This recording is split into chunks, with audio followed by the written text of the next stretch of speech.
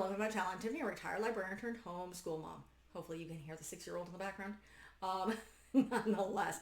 So in this video, we're going to be continuing our look at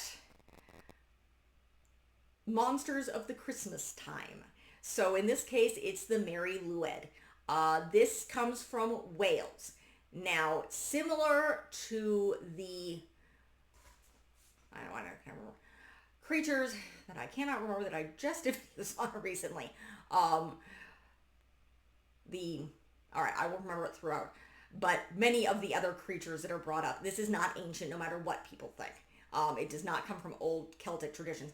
It does likely come from more of the traditions of hooded animal creatures. Now, the video that I got this information from, similar to my last one, and I've done a few more from here. This is from Monstrum. This is through PBS Digital Studios channel Storied, and the host is Dr. Emily Zarka. So she's well versed on these. So this is where her research comes in. She is a professor at Arizona State University.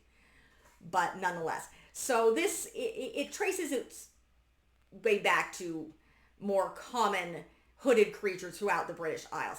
And it also has to do with wassailing, which is similar to caroling, only they're asking for alcohol, which is what a wassail is. So people would go around and ask for drink, and it's also very similar to trick-or-treating. That's where some of these traditions come from.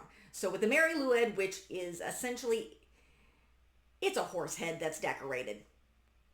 So it also, a lot of connections to hobby horses, because it doesn't really come up until around the 17th century. So around 1600s or so.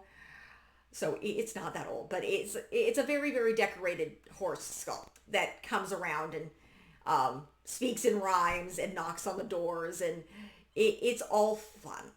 It's kind of creepy, but it's all fun, and it does originate in Wales. It was kind of repressed for many years. A lot of people didn't know about it, of course, outside of Wales, because the Catholic Church kind of wanted to push away from that. If we, go back to Oliver Cromwell and his very, I'm going to cancel Christmas issues. So, but then it was brought back and had a reinsurgence since like around the 1980s or so. Actually started in the 1940s. A poem was written about it and how it always spoke in rhyme. And then slowly it came back, and they now do parades with it. And it's very, very fun.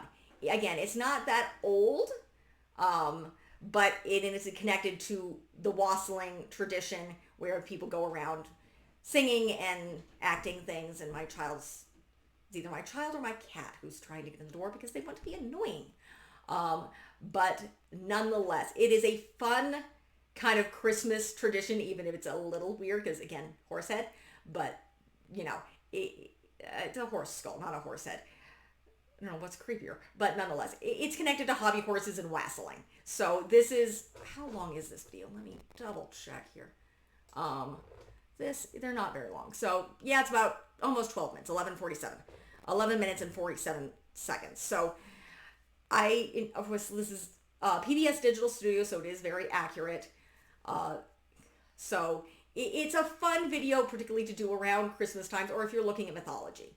And this is winter holiday mythology. So, and again, it's one of those, they wanted to connect it back to the Celts, but no. It's connected to hobby horses. So, and there's nothing showing, and it is probably connected. There's a lot of horse-headed creatures and hooded horse creatures and hooded animal creatures and goats and things throughout the British Isles. So it is definitely connected to that.